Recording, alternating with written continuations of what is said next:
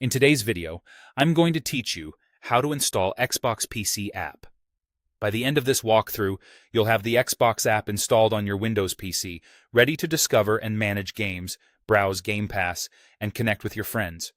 I'll keep it simple, clear, and share a few helpful tips along the way. First, open your preferred web browser and search for Xbox PC app. You're looking for the official Microsoft or Xbox website in the results. This ensures you're downloading a safe, up-to-date installer from a trusted source. On the official page, you'll see a clear option to download the app for Windows. Take a quick moment to confirm you're on an authentic Microsoft.com or Xbox.com domain before proceeding.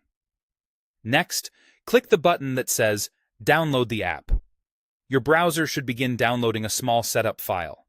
If your browser asks where to save it, choose a location you can find easily, like your Downloads folder.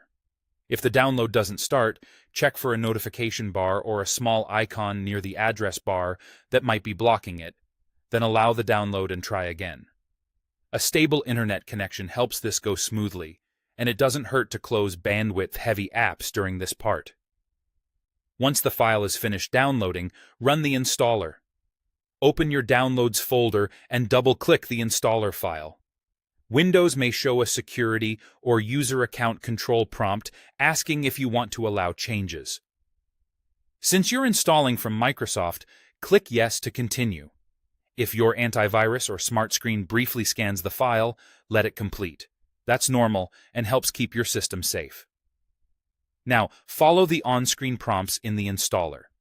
You'll typically review and accept the license terms, choose or confirm the install location, and let the setup handle any required components, such as gaming services.